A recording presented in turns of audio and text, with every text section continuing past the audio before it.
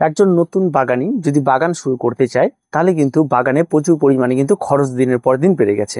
যেমন বাগানের সংখ্যা বেড়েছে, তার সঙ্গে সঙ্গে নার্সারিগুলোর বেচাকেনাও বেড়েছে, আর তার সঙ্গে সঙ্গে কিন্তু প্রচুর পরিমাণ নতুন নতুন স্টোর ওপেন হয়েছে, আর তার সঙ্গে পাল্লা দিয়ে বেড়েছে জিনিসপত্রের দাম।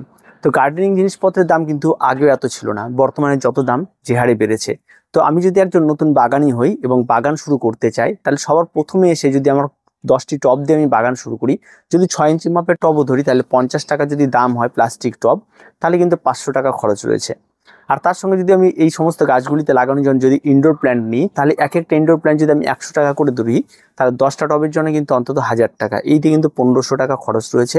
আর বাকি আমি ধরলাম অ্যাভারেজ এই সমস্ত গাছগুলির জন্য আরও খাবার, তারপরে মাটি, এই সমস্ত কিছুতে আরও 500 টাকা আমি ধরে রাখলাম। এইতে কিন্তু 2000 টাকা একটা ইনিশিয়াল খরচ প্রথম স্টেজে এসে দাঁড়িয়ে যায়। তারপরে এই সমস্ত গাছের যদি বড় করতে হয়, তার জন্য বাইরে থেকে খাবার, এনপিকে ক্রয় করা, কীটনাশক ক্রয় করা, অ্যান্টিফাঙ্গাল ক্রয় করা, এই সমস্ত কিছুতে লেগেই থাকবে কন্টিনিউ একটা গাছ বাড়িতে থাকলে। তো তার জন্য যদি অ্যাভারেজ ইয়ারলি একটা খরচ ধরা যায়, তাও যদি 200, 300, 500 কিন্তু বেরিয়েই যাবে। এই করে যদি 2500 টাকা যদি শুরুতে যদি একজন বাগানের ক্ষেত্রে খরচা করাটা কিন্তু অনেকই টাফ ব্যাপার। যারা নতুন বাগান শুরু করবে তার কি করে শুরু করবে? যদি একজন স্টুডেন্ট বাগান শুরু করতে চায়, তাহলে তার ক্ষেত্রে কিন্তু এই টাকাটা ব্যয় করা কিন্তু অনেক কঠিন ব্যাপার, এবং তার পরিবারে বা তার বাবা মা তার কাছে কিন্তু একটা চাপের ব্যাপার তৈরি হয়ে যায়। যদি একজন মানুষ যে মোটামুটিভাবে কাজ করছে বা রোজগার করছে, তার পক্ষেও কিন্তু এই খরচটা প্রথম স্টেজে এসে করাটা কিন্তু অনেকটাই কঠিন ব্যাপার। তো আজকে আমরা মূলত আলোচনা করব যে এই বাগানগুলি এত টাকা খরচ না করে খুব সহজভাবে কম খরচে একদম নর্মালি কি করে বাগান করা যায়, সে সমস্ত বিষয় নিয়ে আজকের আমাদের আলোচনা। তো পুরো ভিডিওটি স্ক্রিপ্ট না করে দেখতে থাকুন। সবার প্রথমেই চলে আসি যে চারা সংগ্রহ। আপনার যে কোনো পছন্দের চারা বা যে কোনো কিছুর জন্য সরাসরি দৌড়ে নার্সারিতে যাবেন না। আপনি সবসময় চেষ্টা করবেন আপনার নিয়ারেস্ট বা আশেপাশে যে সমস্ত বাগানিরা রয়েছে তাদের সঙ্গে যোগাযোগ করার চেষ্টা করুন, এবং তাদের কাছে যান এবং তাদের কাছে গিয়ে তাদের ছাদ বাগান ভিজিট করুন। দেখুন তাদের কাছে যে কোন কোন গাছ রয়েছে, কোন গাছটা আপনার পছন্দ তাকে জানান যে এই গাছটা আমার পছন্দ, এই গাছের চারা হবে কিনা, তাকে রিকোয়েস্ট করুন। দেখবেন আপনি অনায়াসে পাবেন। যারা বাগানি রয়েছে তারা কিন্তু গাছ দিতে ভীষণ পছন্দ করে, এবং তারা কিন্তু অনায়াসে গাছের বিনিময় কিন্তু করতেই থাকে। এবং আপনি তার কাছ থেকে একটা গাছ সংগ্রহ করলেন বা একটা মানি প্ল্যান্ট, যেটা মোটামুটিভাবে একটা ডাল কেটে নিয়ে আসলে কিন্তু হয়ে যায়। এর জন্য কিন্তু নার্সারিতে গিয়ে 100 টাকা দিয়ে আপনার ডাল গাছ ক্রয় করার কোনো মানেই হয় না। সেটা আপনি যে কোনো একজন বাগানির কাছে গেলে আপনি এই সমস্ত গাছগুলি অ্যাভেলেবেল আপনি সার্ভিস পেয়ে যাবেন। যদি আপনি আরও ভালো গাছ ক্রয় করতে চান বা তার কাছে যদি সংগ্রহ না হয়, বিভিন্ন ফেসবুক বা বিভিন্ন সোশ্যাল মাধ্যমে এখন প্রচুর গ্রুপ রয়েছে, সেই সমস্ত গ্রুপে গিয়ে আপনি কমেন্ট করুন, দেখবেন ভুড়ি ভুড়ি গাছ আপনার জন্য রেডি হয়ে যাবে। তো এখন কিন্তু বর্তমানে কিন্তু এইভাবে কিন্তু প্রচুর গাছ পাওয়া যায়। তা আপনি যদি গাছ ক্রয় করতে না চান, তাহলে কিন্তু আপনি এই সমস্ত গ্রুপ থেকে কিন্তু অনায়াসে কিন্তু খুব ভালো ভালো গাছ কিন্তু সংগ্রহ করে নিতে পারবেন। তাই আপনাকে রিকোয়েস্ট করবো, যদি আপনি খরচ না করে বাগান শুরু করতে চান, তাহলে আপনি বিভিন্ন ফেসবুক গ্রুপ হোক বা বিভিন্ন জায়গা হোক বা বিভিন্ন বাগানি হোক, তাদের সঙ্গে কন্ট্যাক্ট রাখুন, এবং সেখান থেকে কিন্তু গাছ আপনি অনায়াসেই খুব ভালো ভালো কোয়ালিটির গাছ কিন্তু আপনি পেয়ে যাবেন বিনা পয়সায়। 2 নম্বর যে বিষয়টি রয়েছে সেটা হচ্ছে কম খরচে সার। দেখুন, একটা বাগান করতে গেলে যে হাড় গুঁড়ো, শিংকুচি এই সমস্ত কিছু লাগবেই এমনটাও কিন্তু নয়। আপনি যদি নতুন বাগানি যে একদম শুরু থেকে স্টার্ট করতে চান, তাহলে আপনাকে যেটা করতে হবে সেটা আপনার আশেপাশে সবসময় খেয়াল রাখবেন। যদি গ্রামে কেউ থাকেন তাহলে গোবর সার রয়েছে, অত্যন্ত ভালো একটা জিনিস। এবং তার জন্য যদি আপনি 50% গোবর সার, 50% মাটি দিয়ে যদি গাছ শুরু করেন, তাহলে আপনার আর কোনো খাবারই লাগবে না, খুব সুন্দরভাবে হবে। আবার যদি দেখা যায় শহরাঞ্চলের যে সমস্ত লোকেরা রয়েছে, তারা যদি এই সমস্ত গোবর সার বা ভার্মি কম্পোস্ট যেটা রয়েছে অন্তত 20 টাকা কিলো, 10 টাকা কিলোই পাওয়া যায় অ্যাভেলেবেল, সেই সমস্ত কিছু দিয়ে যদি শুরু করতে চান, অন্তত 1 কিলো ভার্মি কম্পোস্ট আপনি ক্রয় করলেন।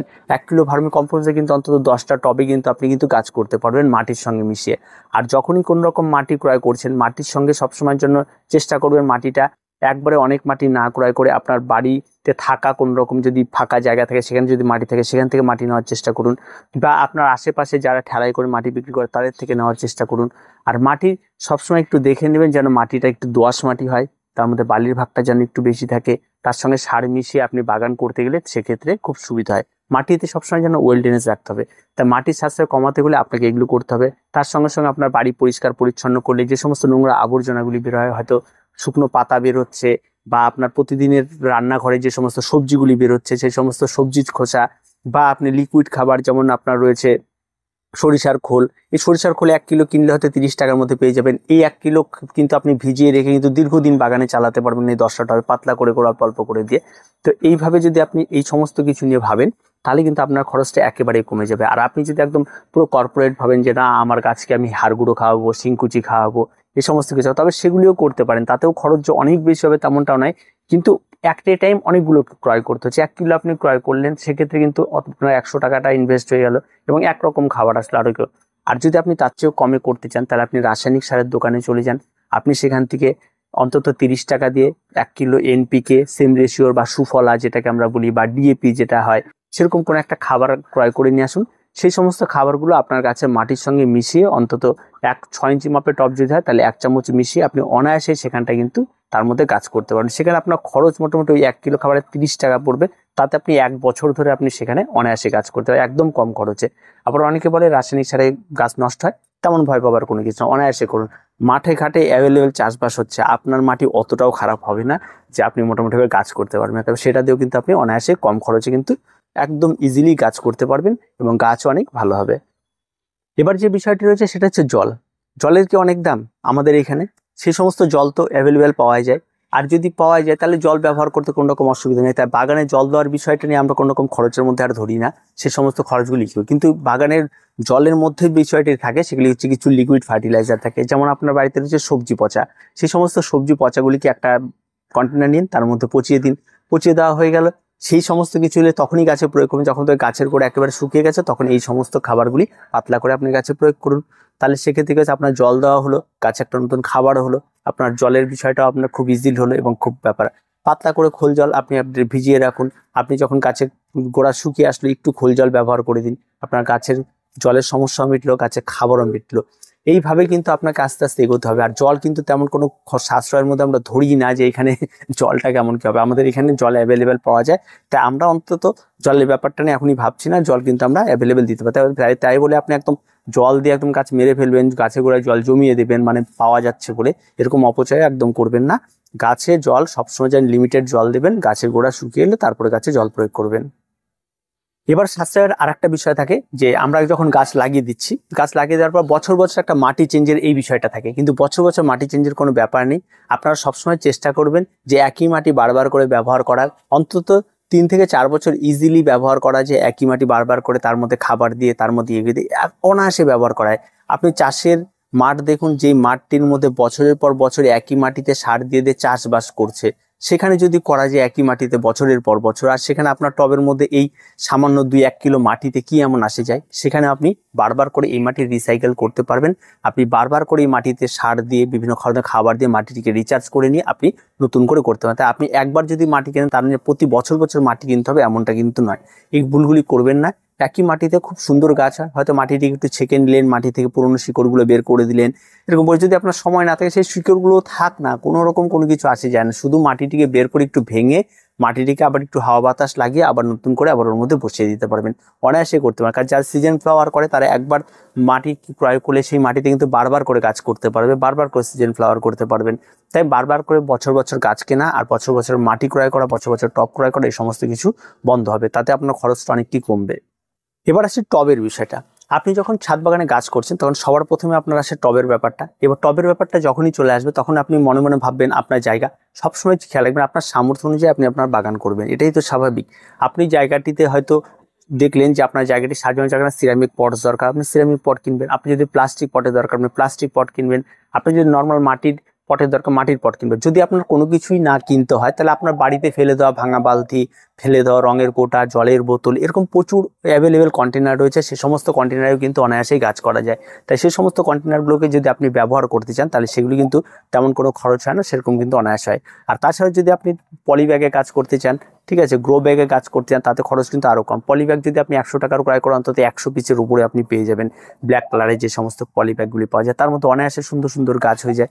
আবার যদি আপনি গ্রো ব্যাগ ক্রয় করেন, গ্রো ব্যাগের দাম একটু হয়তো বেশি পড়ে, কিন্তু তাও টবের থেকে কম, সেখানেও কিন্তু আপনি অনায়াসে গাছ করতে পারবেন।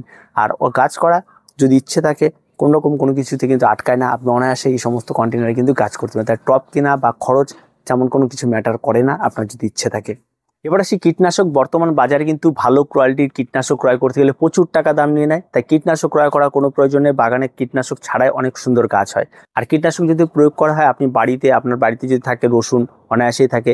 বাড়িতে থাকে প্রত্যেকের মোটামুটিভাবে তামাক পাতা ক্রয় করে নিয়ে আসুন, 2 টাকার তামাক পাতা, সেই তামাক পাতা নিন, একটু সাবান নিন, এই দিয়ে রসুন দিয়ে একটু জাল করে নিন, বা নিম পাতা নিয়ে নিন একটু, তার মধ্যে সব কিছু দিয়ে একসঙ্গে হিট করে নিন। যদি সব কিছু জোগাড় করতে আবার শুধু নিম পাতা নিন, নিম পাতা নিয়ে একটু জাল দিয়ে দিন, 1 লিটার জল তৈরি করুন, সেই 1 লিটার জল অন্তত আপনার 1.5 লিটার জলের সঙ্গে মিশিয়ে গাছে স্প্রে করুন। দেখবেন কীটনাশকের দুর্দান্ত কাজ করে, খুব ভালো কাজ করে।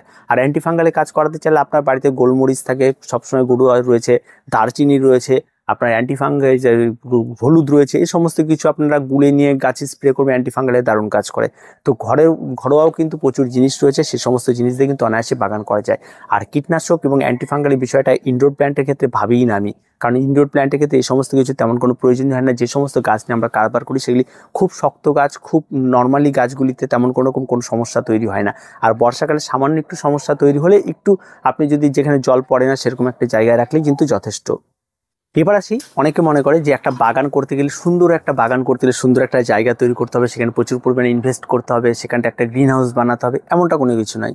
যদি আপনি আপনার সামর্থ্য থাকে তবেই এগুলি করুন, না করে থাকলে কিন্তু কোনো রকম ব্যাপার নেই। আপনি আপনার ছাদ বাগান যে কোনো জায়গা থেকে শুরু করতে পারেন। যদি আপনার মধ্যে ইচ্ছে থাকে, যদি আপনার কোনো রকম কোনো আগ্রহ থাকে গাছ করার, তাহলে আপনি যে কোনো জায়গাতেই কাজ করে ফেলতে পারবেন, আর তার জন্য সেরকম কোনো শেডির প্রয়োজন পড়বে না। আর যদি মনে হয় যে বর্ষাকাল আসলে আপনার সমস্যা হচ্ছে, তা আপনি পলিথিনগুলো ক্রয় করে নিয়ে আসুন, পলিথিনটা নিয়ে দিন, অনায়াসে আটকে যাবে। আর সেটা তো সারা বছর দিয়ে রাখতে হবে এমনটা কোনো কিছু নয়। এখন যে সমস্ত গাছগুলি পাওয়া যায় সেই গাছগুলো অনায়াসে করা যায়। আর আপনি যখন গার্ডেনিং শুরু করবেন, আপনি অবশ্যই আপনার জায়গাটিকে আগে দেখে নেবেন যে আপনার জায়গায় কতক্ষণ রোদ লাগছে, কতক্ষণ কি লাগছে, কত সময় ধরে আপনার গাছে রোদ লাগছে, সেভাবে আপনি গাছ চুজ করবেন, তাহলে না আপনার গাছ বাগানটা সুন্দর হবে। আর এই সমস্ত কিছু কিন্তু আমাদের চ্যানেলে প্রচুর ভিডিও দেওয়া রয়েছে, আর আপনারা সেখান থেকে কিন্তু দেখে নিতে পারেন।